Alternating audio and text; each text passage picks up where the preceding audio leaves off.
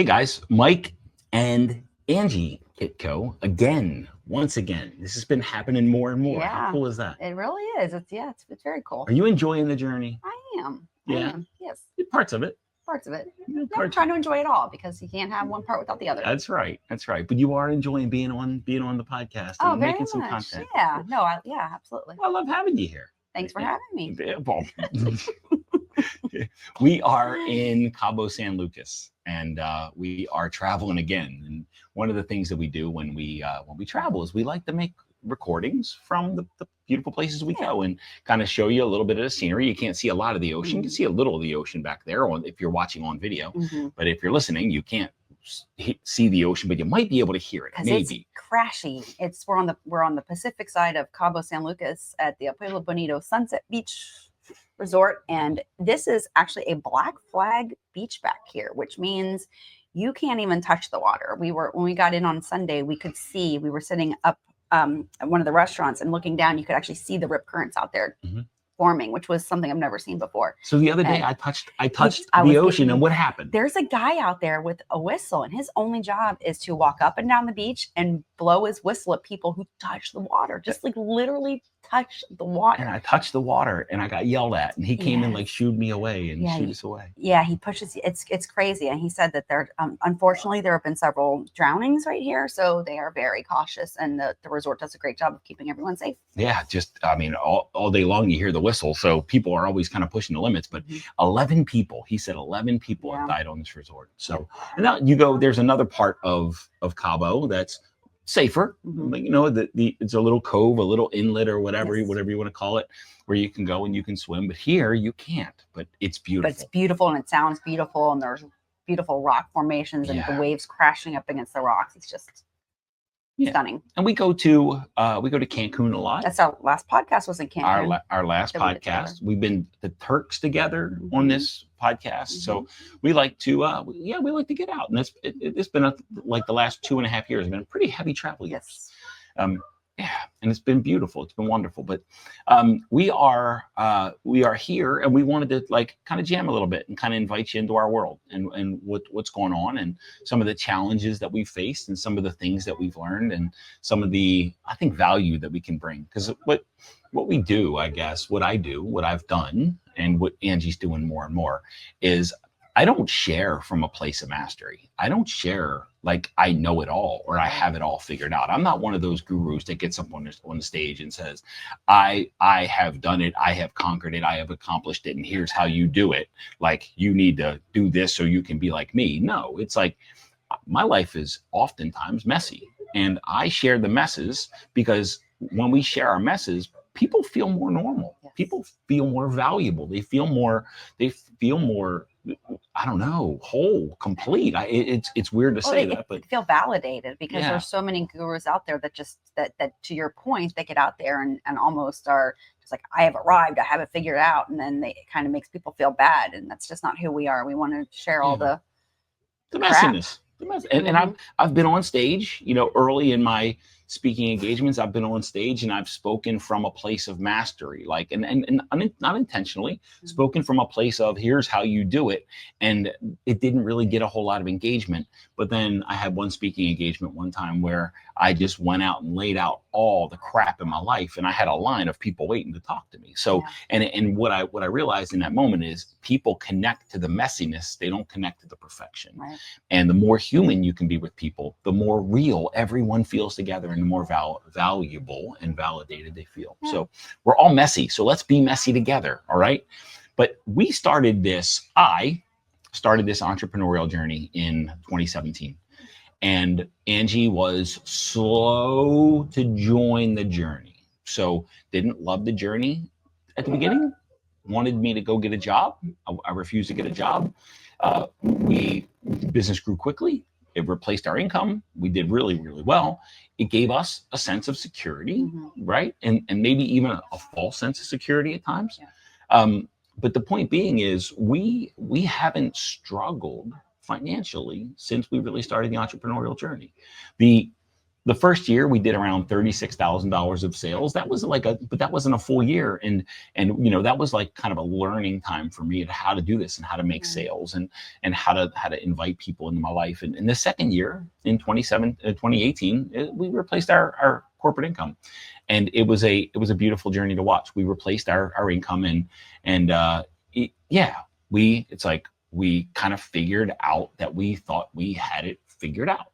And soon after, we learned the cyclical nature and the volatile nature of entrepreneurship, because it's been more like a roller coaster for us than it has been like an ascension.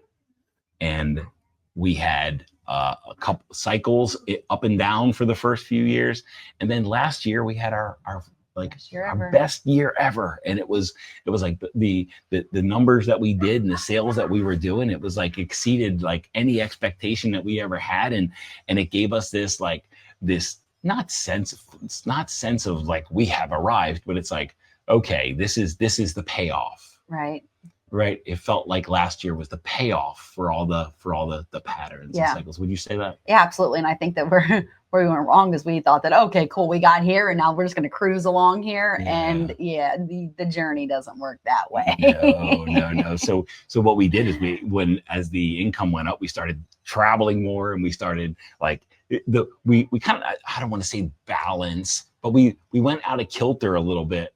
And I'll say for me, I took my eyes and my energy as much off the business and put it more on life. Yeah. And maybe there was a little bit of lack of harmony in those two. We've been using that word a lot the past couple of days on our mastermind call, and you and I in our personal conversations that we've been having, harmony has come up a lot. So yes, I would agree with that. I'd say it's not a sense of achieving or accomplishing any sense of balance, because I don't think the life that we have isn't really balanced. Yeah, no. But it certainly takes a sense of harmony, right, and unification of keeping our energy in our life and the business right, and not having it heavily go one way. And I'd say that probably over the last year and a half, our energy has gone more towards life than more business. And the business has been a way for us to live a fuller, richer life. Mm-hmm. But we've got to keep our focus and attention on both, right? Right, absolutely. And that's the difficulty of being an entrepreneur, is that it's all on us. And I think that was just piece of what we've learned through this, is there's nobody else that's going to do this. Eat what you kill. That's the entrepreneurial journey. Eat what you kill. There's nobody going to kill it for you, and nobody else is going to feed you. So, things that we did in the past, things that we kind of leaned into that gave us, that created some success, we not stop doing. We just stop focusing. I'll speak for me. You can speak for you. Because this isn't about blame, or this is just about taking ownership, but it's almost like I started focusing on different things and focusing on different aspects of life. And instead of continuing to focus on the things that created the success and created the abundance in our life, it's just like started to do things differently. Right. Would you say that's true? Yeah, absolutely. Here's why we're saying this, is because last year was our best year in business. And this year we've softened a lot. And the amount of traveling that we've done has gone up. And so almost like has our expectations about the quality of life that we wanted. Yeah, that's my fault. that we right, the expectations for the amount that we needed to fund this life, because we traveled over the last couple of years 15 to 20 times a year. And so as the spends went up and the sales came down, there was like, now there's this pressure on the sales side, mm-hmm, where we really don't have a sales problem. We have a little bit of a spending problem, I would say. Now let's be fair. A lot of our travel is funded with points. Thank you, Southwest Airlines. Right. But those points came from business spends and life spends, and we laugh at this because it's kind of years ago. And again, I'm speaking for me. Years ago, and this is still something I work on. I work through every single day. One of my favorite books in the world is a book called No More Mr. Nice Guy. right? And I recommend this book a lot. Every guy and most gals that I come in contact with, I recommend the book No More Mr. Nice Guy. And No More Mr. Nice Guy is all about people pleasing, and it's all about basically being a codependent, being codependent. And what that means is needing approval, needing validation, needing to be wanted, needing to sacrifice yourself in some way, shape, or form, almost sometimes being a martyr, making somebody else, helping somebody else have a greater experience in life at the expense of your own experience. And that book is all about how sometimes, and it's focuses on men, but women are included. Every time I get on a podcast, my nose starts itching, right? Every time well, there's a lot of bugs out here too. So yeah, but it's everyone, even when we're at the home studio. But yeah, I just wanted to be personal. It's really about it's focused on men. It's written by a guy who works with men, and it's focused on men. But women fall into the same category. But over time, men have become more codependent in terms of needing the approval of our spouse, needing the approval of our kids, and instead of just focusing on providing and protecting and serving a purpose in this world, we've focused on making sure everybody else is okay. And although that sounds great, but sometimes that we take when we focus on everybody else's needs, we take our eyes off of our purpose and off of the providing and the protecting and really being playing that role in a relationship. And sometimes we water down our authenticity, and we water down our uniqueness, and we water down our desires so that other people can be okay. Have you seen that in me?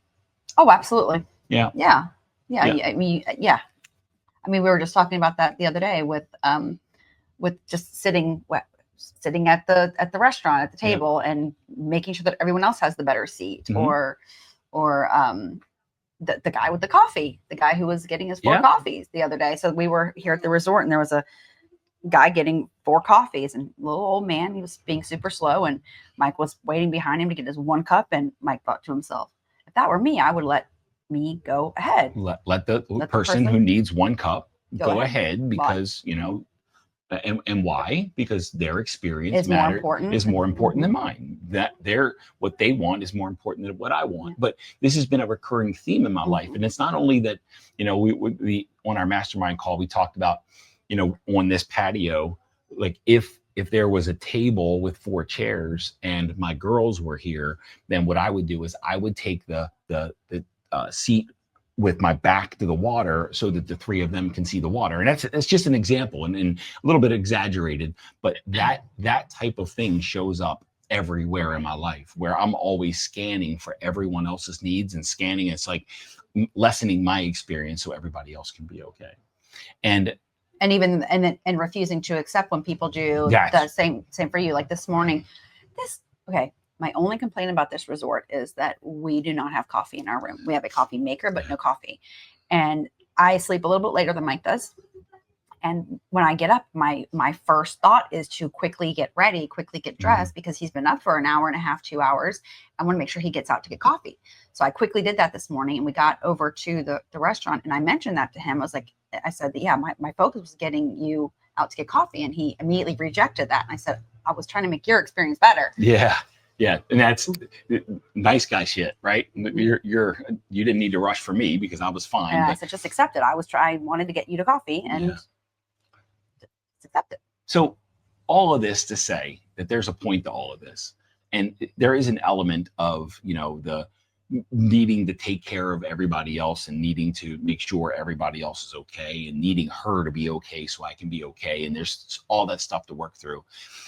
I found this through this journey of the softening of the sales and keeping the travel and keeping the spends the same and getting thin on the profit line, right? A little bit thin on the profit line and on the margin at the bottom, and trying to maintain a quality of life to satisfy her. What I found is I've experienced some pressure and some anxiety and a little bit of stress trying to make sure she's okay and not at the expense of me, but to make sure I get the business going for her benefit, not just mine. And this isn't something that she's driving, guys.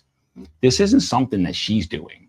Like there would have been a time in the past where where that would have been true for sure, but not now. She's not doing that. And in this softness of the profit line, I'm not going to say sales, because we still do pretty well relative to society. Like if you look at the average income, like we exceed that, but our spends are exceed the average spends too. But the point being is look, this is your fault. You like to tell people I'm expensive, so this is your fault, actually. But the point being is, in years and years ago, if we go back 10 years ago, she would have been punishing the fuck out of me. Yeah.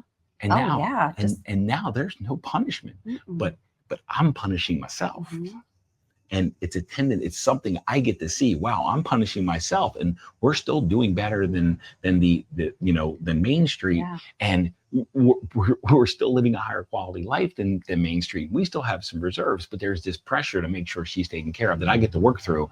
But there's one beautiful, beautiful, beautiful thing that I think we've both experienced in this journey, the cyclical journey, and the ongoing. And in every bit of struggle, there's a silver lining. There's some lesson that we get to glean. You can't have one extreme without the other. You have to have that contrast, right? But here's the beautiful lesson in all of this that we've gleaned away.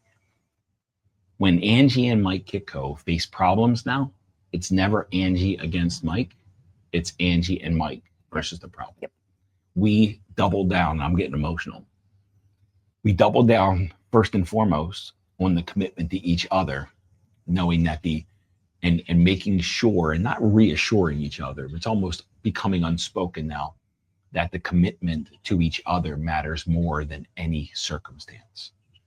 And the love and the bond and the unification of us matters more than anything else. And that's been a very, very difficult lesson for me to like really accept and embrace, is that there's always like little Mike and the Mike that the little Mike that's being like healed through all this.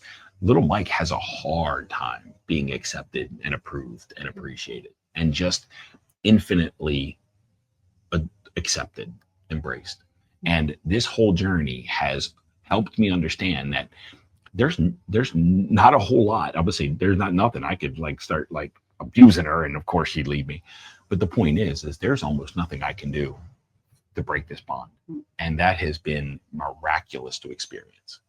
Any thoughts on that? I mean, no. I mean, what we went through years ago, close to divorce, we got to that point and didn't. We made it through that, so we can make it through anything. That's anything. And I know in my heart of hearts, there's not one even gouge of lack of commitment to you. I can feel that in my heart, and it's almost like I struggle to express it, and to have like with the doubt that I've had in me all these years and all these decades, almost 53 years now of feeling not accepted, unlovable, working through all of this stuff, working through all these stories, working through all this, the abandonment issues and all of this, the neglect issues and the no one being there for me when I was a little kid, working through all this stuff. It's like, holy shit, I'm being given the opportunity, the beautiful opportunity to see that she loves me unconditionally. And that's been really, really strange.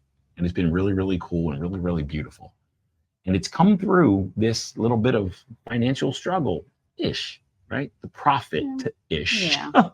we can always pull back the spending a little bit. but it's like a last resort. But the point is there's always a beautiful lesson in the storm. If we pull back the spends, isn't that telling the universe we don't trust the universe? And we haven't yet, right? So we're in Cabo. We're in Cabo San Lucas, and some of this travel we do, it's not inexpensive. But anyway, it's been a beautiful journey, beautiful ride. We wanted to share this from, I had a little bit of a we just wanted to share this from a place of messiness. Yeah, we have conversations around the anxiety either of us are feeling, the pressure, the fear, and we let it go and just know that has nothing to do with this, that Yeah. those problems, those struggles, those peaks and valleys do not affect our commitment to each other. And go back, it's probably a couple years ago now. Okay.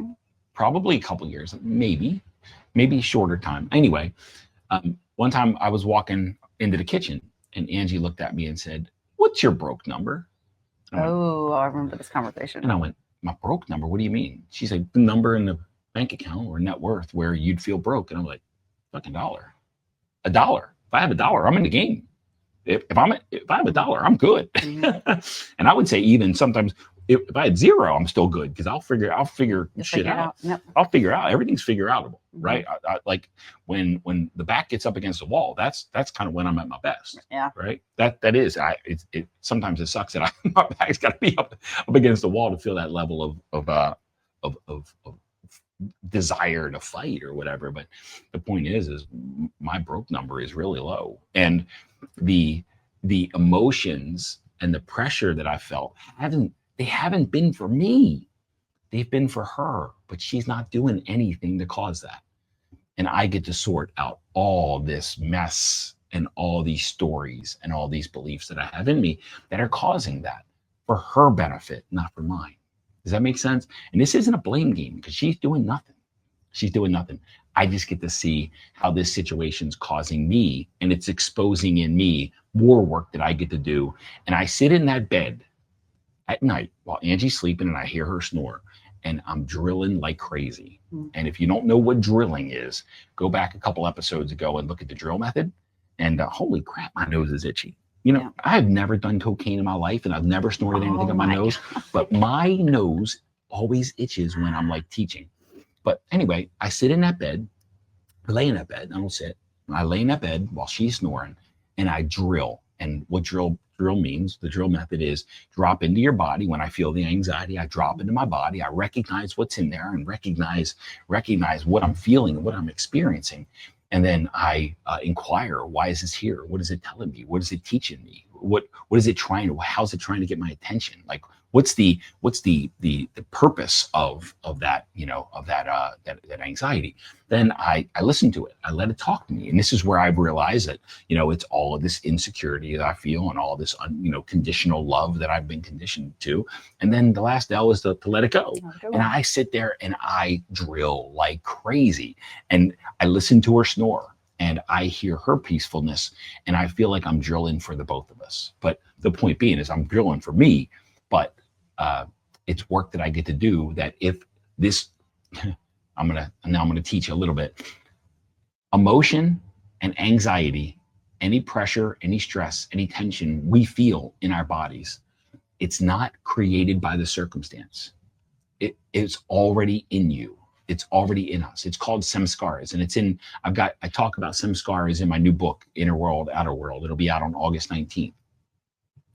Talk about samskaras and what samskaras are. It's the pain and the trauma and the raw pent up painful emotions, suffering emotion that you've experienced in the past that's still contained within the body. And what happens is when you start to feel like the financial pressure and then you start to feel some financial anxiety or codependent anxiety, it's like if you're watching this on video, in my left hand, I have an orange, and in my right hand, I have a knife, and I take and stab the knife into the orange, and I wiggle it around, and I pull the knife out. The juice starts to escape from the orange. Well, the knife didn't create the juice. The knife just revealed it. And that's exactly when you see the bank account getting low, and you see the profit getting low, and you start to feel the anxiety. The profit line didn't create the anxiety. The profit line just revealed what was already in there. And what I'm experiencing right now is if that profit line wouldn't have gotten thin, I wouldn't have recognized the anxiety that was already there, that was still contained within my being. And now I get to, not have to, now I get to work through and I get to drill into this and I get to listen to it, let it tell me why it's there, let it tell me what's trying to teach me. And then I get to let it go. And the more I do that, the more free I become emotionally. And the more free I become emotionally, the easier it is going to be to increase that profit line. Right. That's the whole point of all of this work. That's the whole point of the drill method. And there will always be another level. Once we get through this level, there's going to be another level, Yep. and it's going to the levels are going to keep popping up until the day we die. Yep. And thank you for listening to our story. Again, what we try to do is we try to teach from our messiness, not from our mastery.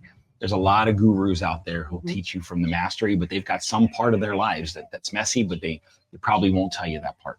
We lead from the messy part and let everybody be real and human and vulnerable together. Yeah, don't let those Lambos and Rolexes fool you. Yeah, I'm on the phone with some of those people that had tens of millions of dollars of net worth and feel broke and broken and alone. And I'm on the phone with them and I know really what's going on with them. And I understand and I love them infinitely and I love them immensely. And it's fun to work with those guys. But what it's taught me is nobody has it all figured out and nobody ever will. And if they tell you they have it all figured out, fucking They're lying. Run. They're lying to you. Yep. But they're putting on a show. They've got a mask on. And I think we decided and vowed to take off the masks. Yep. And let's be real together. Let's be human together. All right? Yep. Any last thoughts? No, just thanks. I appreciated being here again. I love this. And I'm just going to keep planning trips. There you go. I'm just gonna keep doing this. And I just felt the anxiety again. There we go. More drilling to do. Guys, from Cabo. No, from Cabo. From Cabo. We're heading over to Lovers and Divorce Beach today. We'll see how that turns out. We'll see which side we end up on. Let's end up on the lover side. I guess there's two sides of this beach. Lover side and Lovers Beach and Divorce Beach. But anyway, from Cabo, love you guys. Thank you for being with us. Thank you for participating in our journey. And even if you're watching this years and years after, and I believe that as life and as time goes on, this content will become more real and more valuable and more watched over time. So that's why I don't really worry about how many downloads. And we have a little loyal following, but I don't worry about how many downloads we get because I know this is the work that as time goes on, that's going to become more worthy and more valuable, or not worthy, more valuable and more intentional because the world's changing. The world's changing and it's going from more of a mental world to more of an emotional world. Okay. And we're moving from a world that decides through the mental realm into a world that decides from the emotional realm. All right. That full body yes is going to be the yes. And right now there's a lot of people making a lot of the bad decisions with their minds. All right. The mind's the worst mechanism to make decisions.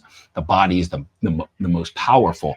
And this content is going to become more powerful over time and more intentional. All right. So thanks for watching. Thanks for listening. Love you guys. And we'll see you maybe next trip. I don't know. Nah, we'll see you next week.